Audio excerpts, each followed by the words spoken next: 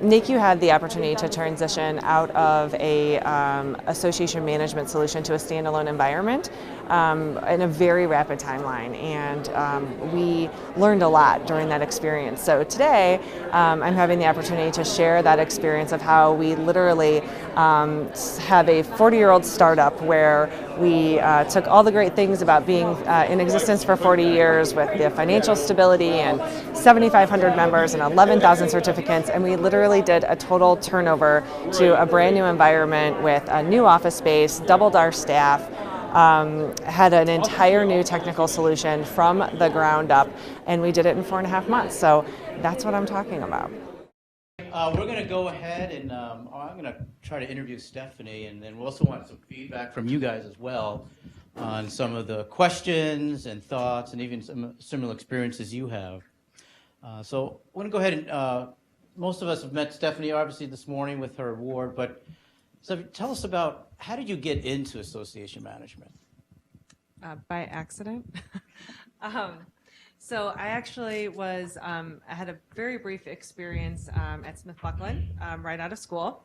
And after that, thought that I would jump on the .com wave. And so I spent some time in the .com environment. And actually, those were not my most favorite jobs. But I learned a lot from them. And so I can appreciate what it was. But during the .com days, there was a lot of companies that were going in and out of business. And so I worked for a organization that was publicly traded and one that was private, and both of them filed Chapter 11.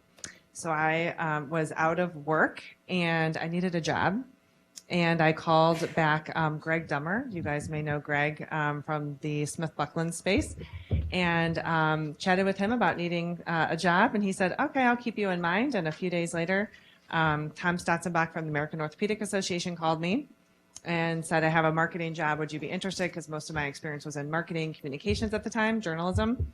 And I was like, oh, I so don't want to take this job. It's going to be a sleepy association, super boring. But I needed a job. And I thought he seemed like a nice guy and I would give it a try. And I fell in love with associations and, got a lot of different experiences along the way. So by accident, but with purpose. Great. Well, thank you. So I'm sure that resonates with a lot of people here who've kind of fell into the profession, unlike Sherry, who actually wanted to do this since she was 8 years old or something like that. 14, I'm sorry, yeah. Great. So why don't you tell us a little bit more about NACU and who they are and some of their challenges? Sure.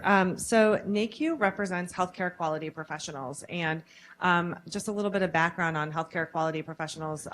These are individuals. First of all, healthcare quality really started in the acute care setting many years ago, about 45 years ago, about the time that NACU came into existence. And it was really focused on retrospective chart review. So what they would do is basically get a nurse who was near retirement, put her in the basement next to the boiler room with a huge pile of charts and say, go see if anything went wrong on any of these cases. And they're from years back, right? So they, so that's sort of the genesis of the profession, and over time has really evolved with the healthcare economy and where things have gone. And so what's happened is we've had to really take this shift from moving from this on-the-job training mentality to really, having more structure and organization around workforce development. I will also add that healthcare quality professionals are not, they used to be more like type, and now they're like-minded, which is very difficult from a market perspective to figure out who is in our circle. So that's sort of who we represent as individuals. And across the entire continuum of care, by the way. So it's not just the acute care setting anymore. And so what we try and do at NACU is develop a coordinated, competent healthcare quality workforce so that we can advance healthcare quality. Great. So I asked everyone this morning that question they should have an answer for. So where is NACU going? Where's NACU going? That's a big question. That's right. Did everyone have a big answer for it?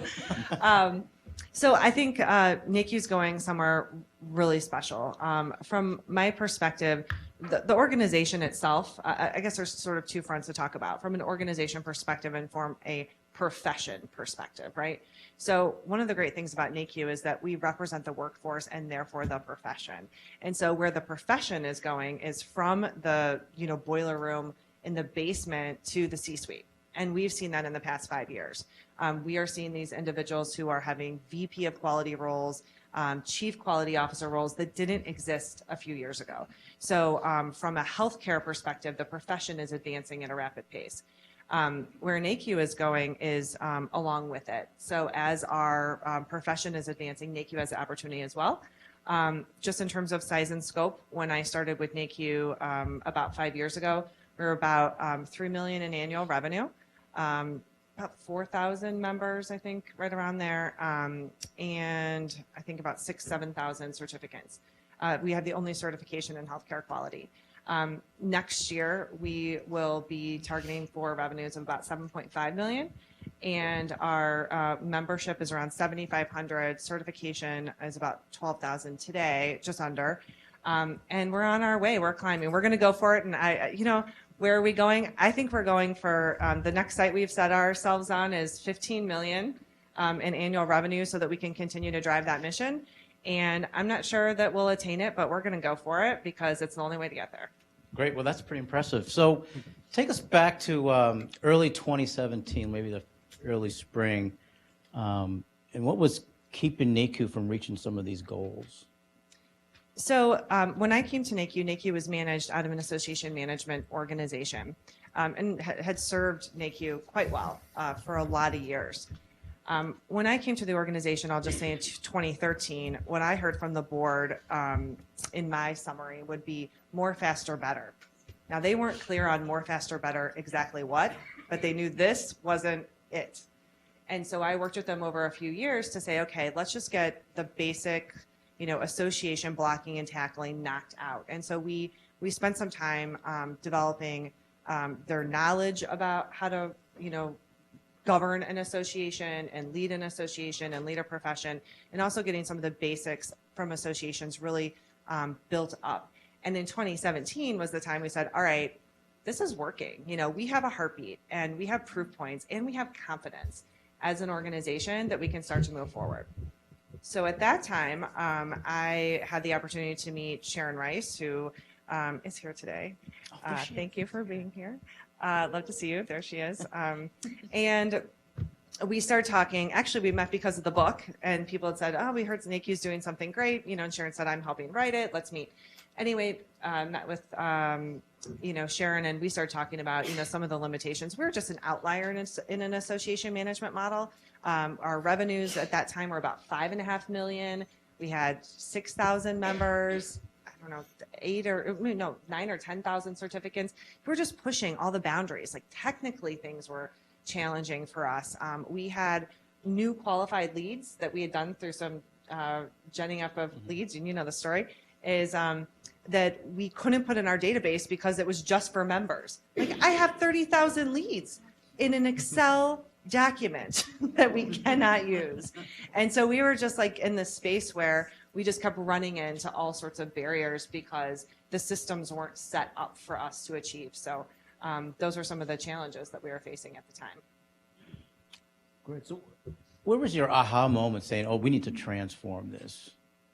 Well, it's really because we had, I thought, got to some critical success points and things were lining up. So the things that I look for in an association to know if it's, doing well, there's sort of 3 areas.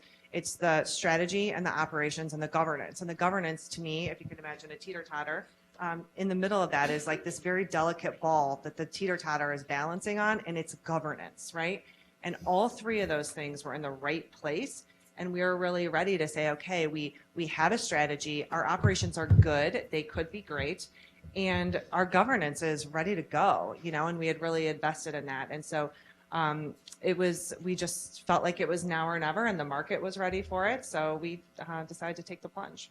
Great. So the other background is, so Sharon was working with NACU on growth planning and product strategy, and Stephanie brought me in to help with digital transformation, how do we get those 30,000 prospects out of Excel into maybe a newer AMS, or using the systems currently at the place that was housing you. And really what I put together, I thought probably a decent timeline of, okay, let's get a system, at least get those prospects into something other than Excel. And then let's evaluate the learning management system, the website, and possibly even your own AMS, looking at some market automation, looking at data analytics. So we had a nice plan put together. That was going to take, what, 2 years, maybe 3? Yeah, so it was a 2 to 3 year timeline.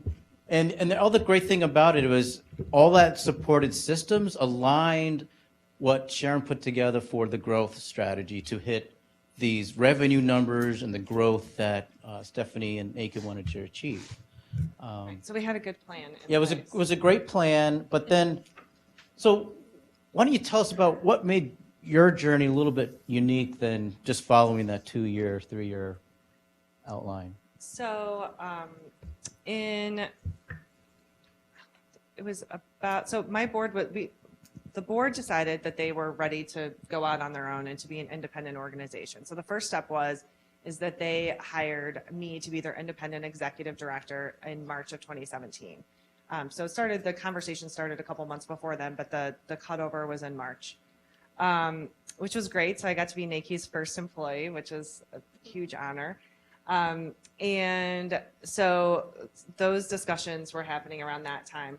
And then after that happened, we started talking about just some contracting things and what, our new models would look like, because we were growing. We were adding a lot of staff. When I started, we had 5 part-time staff, and at that time we had 9 full-time staff plus all the shared services. So we got into some contracting discussions and saying, we might want to head in a different direction sometime in the future. Not exactly sure when. Want to open up a little space within the contract so we have some flexibility to do that. And that's when we started to realize that the group that we were working with had a different vision for where NAICU was going from a management perspective. And so I think it was, and we were still having dialogue with you guys, right? So that was around June that started happening, and just having discussions with the management company about what the future looked like for us together. And then what it might look like if we weren't together. And then it was around, I think, August, I texted Kevin on a Saturday and said, NAICU's leaving this organization. This is happening, and we need some support. And he said, great. When do you want to talk? I'm like, either now or tomorrow, because we got to go. And so what was decided as part of that discussion was that NAICU would be leaving, physically vacating. So it was about middle of August. We would need to physically relocate by December 1st. And that we would have to be fully independent with all of our technology by Feb 1.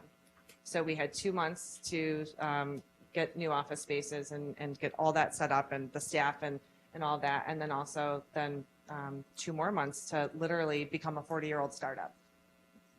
40-year-old startup. Right. So I remember this call like it was yesterday, because, it was great because, it was a Saturday evening, and, my phone's buzzing. I'm like, oh, that's interesting. Must be one of the kids. No, it's Stephanie. And she explained this now accelerated timeline. And then I said, we got to get on the phone because I want to make sure I understood it was now 4 months, not 3 years. 3 or 4 years, yeah. I wanted to make sure I read months, not years, in the note. So we got on the phone, and we basically had to revise the plan from basically a 36-month to a 4-month plan. Well, and by the way, that 36-month plan did not also involve a move and leaving the management company either. That was just for technology optimization, right? And some strategy alignment around there. So it was, yeah. Yeah, so in such a short time period, not only did we have to speed up the entire transformation plan, but we also added in looking for space, furniture, laptops, phone, internet, everything.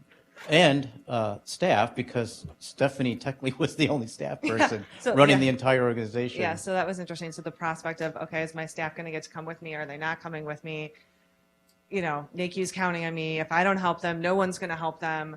All right, I'm going to do this. We're going to figure out how to get through it. And then Kevin and Sharon became known as my tiger team.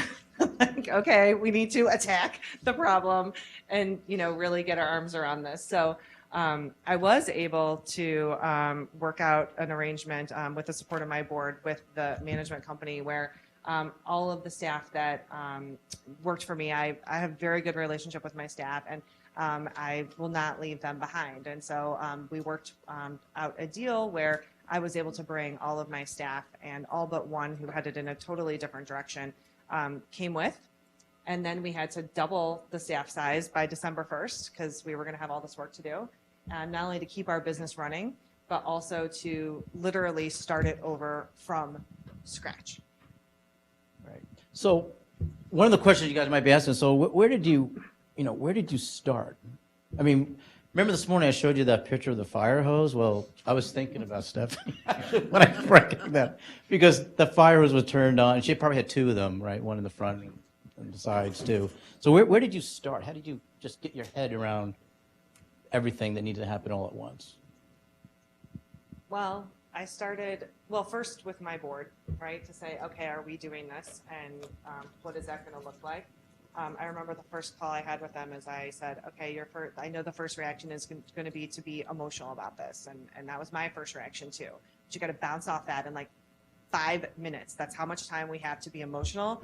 We are moving into problem solving right here, right now. This is what's going on. So it had to be this just like critical focus on what needs to get done around here. And so I started with the vision that we had been working on for years with NACU that was leveraged by this, the strategy and the planning that we had done with Sharon and the technology vision that we had put together with you. And then we're like, all right, who are the partners? Those are the two most important things. What is the vision? How do we conceptually think we're going to get there? And who are the people and vendors that we need on the bus to get this work done? Because I can't go into like a tactical problem solving mode because there were too many, right? And I had so many people in my ear. It was like this radio noise like all the time, like just, did you think of this? Did you think of this? Did you think of this? Did you think of this? I'm like, no. I'm thinking about our vision, and I'm thinking about my partners because they're going to think about that, because I cannot do all of this. And so that's what we did. So it sounds like you took the fire hose off you and pointed at someone else. Well, in some respects, but it was distributed equally. Hopefully it was a nice, steady, forceful stream in different directions. Great. So starting with the board, you had to get there by, how did you approach your board president and that leadership? We were in close contact. So by the time that this was happening, we were calling and texting on a multi-times a day basis because there was a lot of build up to it. So there was no question that something was going to happen. We just didn't know when it was going to happen or on what timeline. So that happened, and then we were doing some socializing with the board around some of the issues. But I would say the single biggest contributor, because I think governance underpins everything, is the resolute commitment from this president and the board to say, we believe in NACU, we believe in this profession, we believe in you. And literally the only question they ever asked me is, what do you need to get this done? And I'm like, I need my people, and I need money. And so, and I need to also know that that stuff's going to go wrong. And I can't predict what it is, but you can't do this as fast as we're going to do it without some things going wrong. Now, in retrospect, there's been very little that has gone wrong. But it was a high trust environment where we had to say, I'm sticking my neck out for this. You're sticking yours out. We're, kind of checking each other every now and then. They're like, are you really doing this? I'm like, are you still really wanting me to? Because this is a big job. Right. So I think there was a divide and conquer going on. So Stephanie was managing up with the board and leadership and members. And Sharon and I basically had to manage down and out. And so I think when Stephanie was on the phone with the board president, I made a few calls as well to some technology partners and providers. So my first call was actually to SIG. I think it was the summertime. He actually picked up the phone because he was probably on his boat. He also probably picked up the phone because he thought I probably found his lost stuff from the last conference. But anyway, I caught him. I briefly told him the situation. And I think after he stopped laughing, he did say he could help. So that was one of many calls I had to make. And so I think what was going on is, the title of our or the feedback was, talent and time and technology. But the other T there is trust. And Stephanie just mentioned that because she was trusting me and I was trusting her that we were both going to get our calls and convincing done and then, meet back in the middle to see what it all looked like. Yeah, well, right. And also, too, I was chatting about this with my staff, right? They're like, where are we going to work? Are we going to stay here at this organization? Are you going to be able to take us? And then when I finally told them, like, yeah, you can come with. Like, I have worked it out. I want all of you, any of you who want to come, you can come. Same salary, same this, same that. They're like, well, where are we going to have benefits? Yes. What are they going to be? No idea. Where are we going to work? Somewhere, right? Like, I didn't know where we were going to work. I didn't know what the benefits were going to be. I didn't know anything except I needed everybody to come with. And so it was really important from that perspective then to start lining up the staff, lining up the vendors. I was sitting here making a list of all the vendors, and I hope I didn't leave anyone out. Hold on, stand by. Where'd they go? Yeah, so it was Nimble, right? So that was the first call because we had our technology plan, and so I knew I had more prospects than I had members or customers. So I needed a solution that was going to really get us, on the path to getting more of that, right? Sandstorm totally stepped in and helped us out. Thank you. YM, which we had worked with before, but then we had to completely reconfigure and set this whole thing up again. RSM from accounting, Brightkey does our customer service. So we outsourced all, as a business strategy, we outsource things that are not core to our business. What are outside of an association's core competencies, we outsource. And so we sort of still function like we're working in an association management environment, except the client is me and the board, and so it works out really, really well. But we had these awesome partners who came back in, and also too, it wasn't like a transition where we're like, we'll just pick everything up and just plop it down in your new space. No, this was a force from scratch effort. We were with Personified before that, so it was intense. Right. So I want to just pause there. Does anyone in the audience have a similar experience where they had an accelerated timeline on anything? Did you want to share? Maybe you don't want to share? No. Yeah, Eva, go ahead. Well, I just wanted to find out, Stephanie, are you going to talk about how beautiful your office is? If you finally landed, it's amazing. Yeah. I should have mentioned our great real estate broker. I mean, and our attorneys, right? Oh God, I remember one time I called the attorneys. There were so many contracts to review.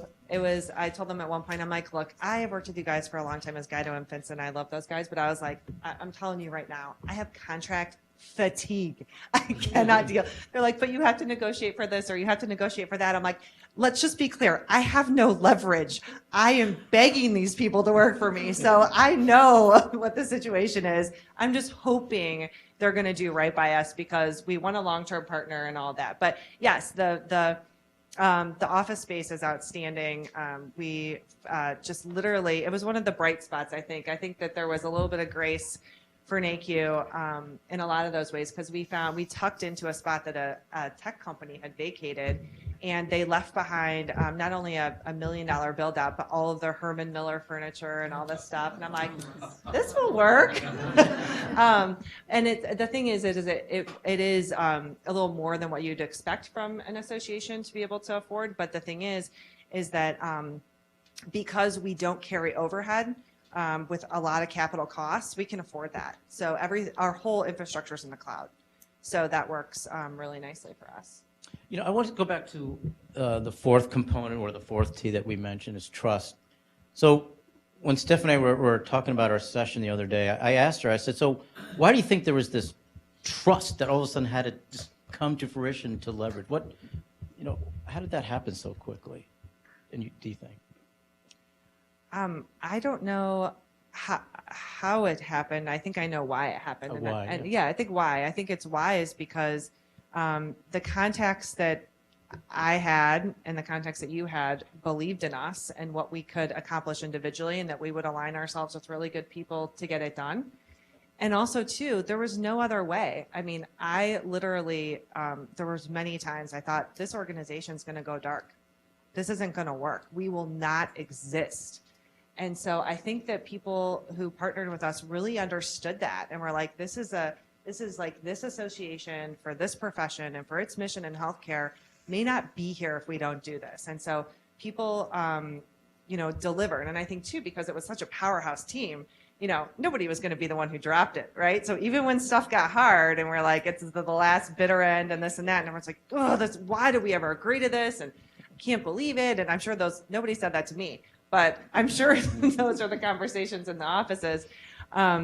Was that, this was an A team, and they were not going to drop the ball when they had a bunch of other A players around them, in my opinion.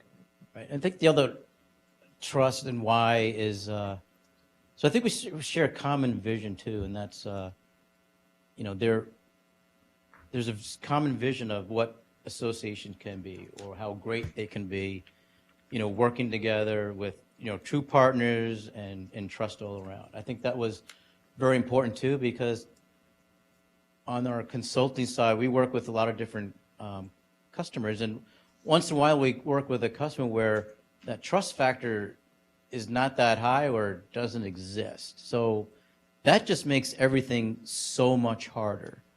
And it's hard to even get through a status call or even email if that trust is not elevated to the point where it needs to be. And I see Karen shaking her head saying absolutely. We've been some. Well, I would agree with that, and I think that I would state it maybe like this: is like you believed what I believed, which was that associations could be leveraged through a business strategy and technology to do better work than we were doing before.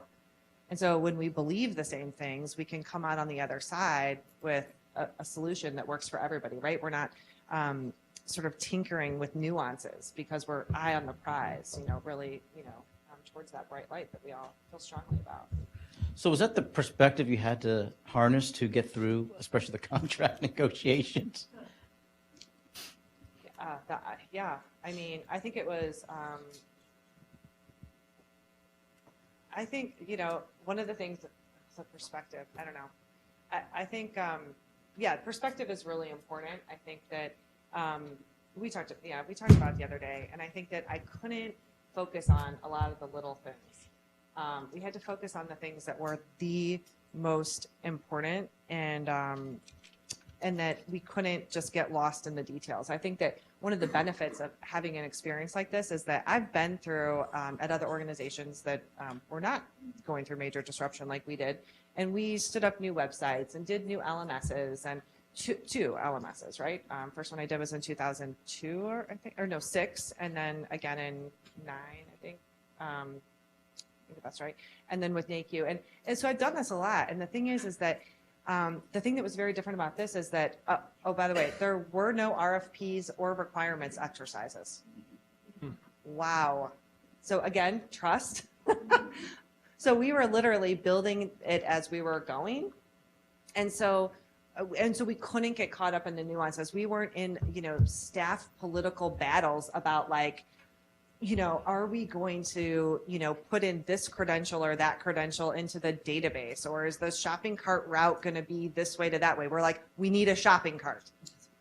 These are very clear things. Like it was the most important things ruled all of our decision making. And our mantra was no customer disruption and no revenue disruption.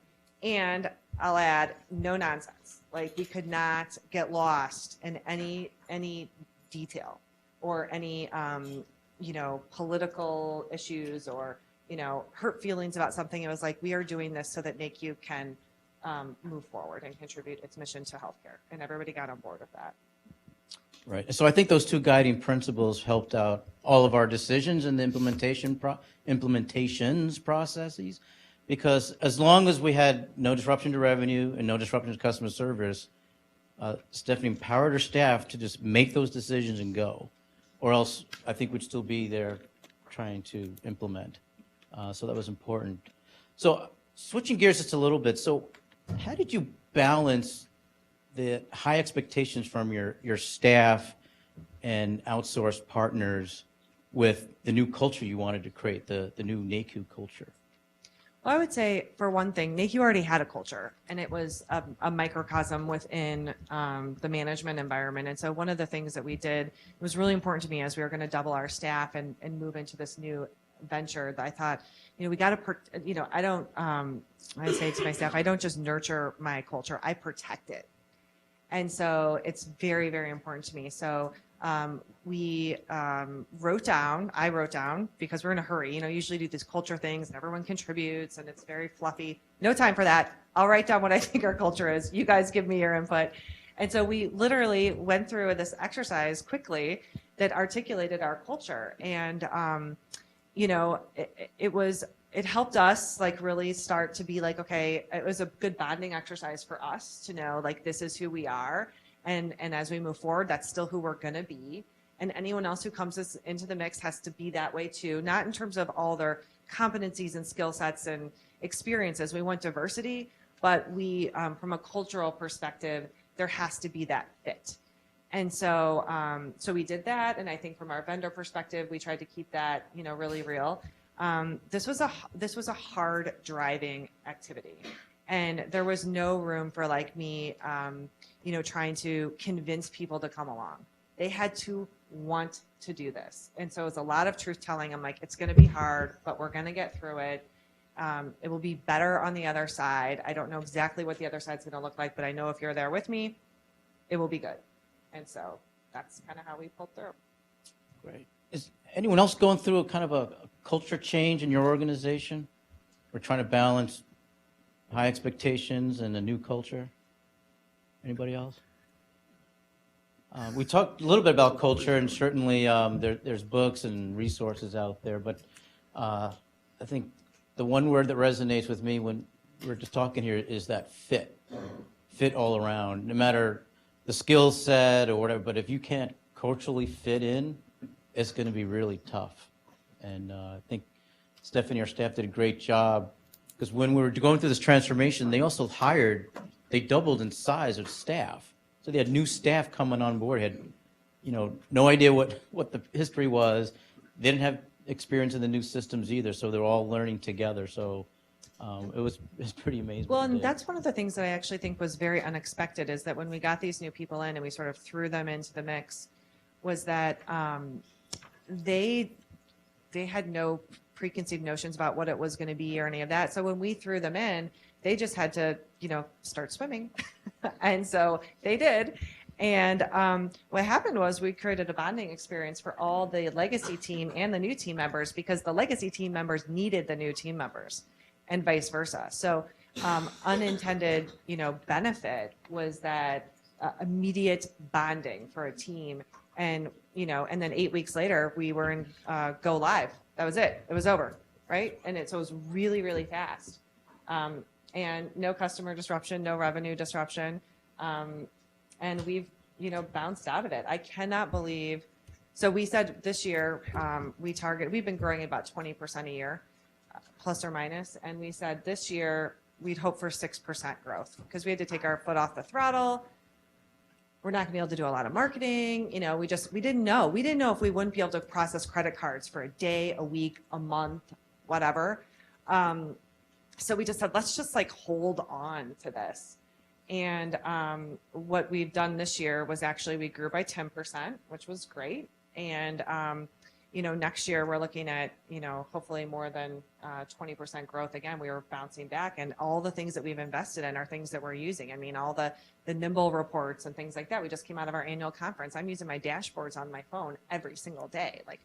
Who's coming, where's registration, what's going on with this, did anybody tell marketing? I mean, we're just using that stuff now, and we just can't even believe that we didn't have it before. And things are more complex because we're stepping up to the next step on our journey, but the things that should be easy are easy, and we don't get tripped up on that stuff.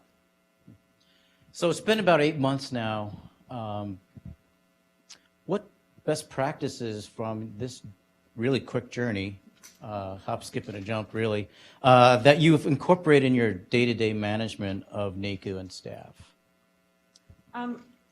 Well, a couple things. One of the things that we didn't have before, just from a tactical perspective, and then I have some philosophical things, is tactically, so if you meet with your staff, I always met with my staff the same way that I had always been met with, which was you have your one-on-ones, and the staff member kind of brings a couple things they want to talk about, and then I would kind of bring a couple things, maybe the leader has a couple things to talk about, and you end up having a conversation about things that are on people's mind, but you don't have a conversation about what's not on people's mind, which is the most important stuff because somebody forgot it. And so what we did in our transition is that we did status reports, and I had not worked, it's very simple, but I had not worked in a status report orientation before. And now all of our staff use status reports on a weekly basis to communicate with each other about what's going on and to communicate with me. And we do things like annual work plans because it wasn't just about getting stood up. We're like, okay, lights work, computers are here, the paper finally arrived, for the printers, all this stuff. But like, what do we do now, right? Like, how do we get into this rhythm? So we're huge into planning and getting ahead of things, which has always been the way that I like to work. But we have more tools to do that now than we've ever had before. Great. So as we're wrapping up here, what advice would you give people in the room who are either in the midst of their own digital transformation or contemplating it or trying to complete it? And it can't be do it in 4 months. Although it was, in retrospect, it was very, very hard, but I kind of liked fast. So because it's done, it's over with. My staff, I think, would tell you the same thing. It was one of the hardest things that we did over a shortest period of time, but thank God it's over and we're not dealing with that anymore. So it was really good. I would say a couple things. Number one, today's truth may not get you to tomorrow's vision. So start with a whiteboard. It's not like, well, we have this technology or we have to back into this situation or we only have staff with these competencies. Forget about it. Just like decide where you want to go and then figure out how to build what you need from there. The other thing I would say, thing I would say is there's things to overthink, and I think that you should overthink vision, you should overthink strategy, and you should overthink your partners. Those are really, really important.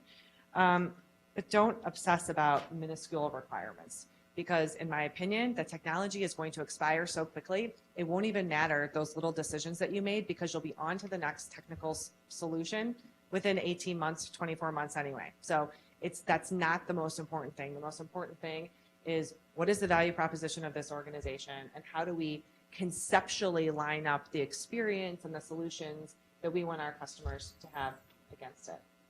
And then my final thing I would say is efficient use of technology is not the same thing as using technology as a business strategy. And so, you really got to get your head around that because this isn't just about using it well. It's about using technology to drive your business. And that's been really important for me. Great. Any questions? I think we're up at time. All right. Well, Stephanie, thank you. There's a question back there. Awesome. I have a question. You guys were talking about having cultural fits. How do you guys, should you really be thinking more about cultural add? Talking about wanting to have diversity. So if you're just adding people that fit, don't you think you're falling into a bit of a food fake? So, great question, and I appreciate the opportunity to clarify. So, when we talk about fit, here's some things that fit for us. It's not about trying to get everybody who's the same. Fit for us is your success is my success, and my failure is your failure. Those are things that we believe at our organization, and that requires fit. I've been at other organizations that where people would think that my success meant their failure, and it causes a ton of conflict, and it's not the best thing for the business. So fit for us is you have to be on board. You have to want to do the right thing because it's the right thing, not because it's going to get you personally further along. Hopefully it does get you personally further along. That's a wonderful benefit of that. But when we talk about culture, it's at sort of that level. where we're looking for people who believe what we believe, although they show up in all sort of shapes and sizes and with different contributions and things like that. And we actually do use this personality assessment. It's called BASIS, and where we can kind of see. We did it for our current staff when we moved over. We're like, well, what is this group? We think we know, but let's be sure. And then what are the other people that we're hiring? And then we could see, because we all really like each other and get along, we lean a little stronger on groupthink, which I'm trying to break a little bit out of that. So I will be hiring for people who don't think the same way, but they have to culturally fit with us, even if they have a different perspective. Okay. Great question. Anybody else? How did the transition work for the members? What did they do? Like, what was their input on the board? This is going to be great. Nothing. Absolutely nothing. They didn't even know it happened, which was the most amazing thing. Most of them have no idea. New board members who came on this year that I was orienting were like, we were kind of going through all the things that we did and even saying, we're at this annual meeting we had last week. I'm like, just FYI, like, I know you think we've done this before, but we've never done this before. This is the first time this group has done this before. They're like, I had no idea all this stuff was going on. We had a few past presidents who, had some questions about it and things like that, but they were very supportive of what we were doing. So because it didn't disrupt them, so we laid off communicating what we thought was important. We want to tell everybody we're moving and it's going to be a big deal. And they don't care. Our members didn't. They want to know that NACU's still there, that we're still helping them out, and that we're going to be there, after go live, which we didn't really talk to them about, to say, like, we were just there the next day and it worked out.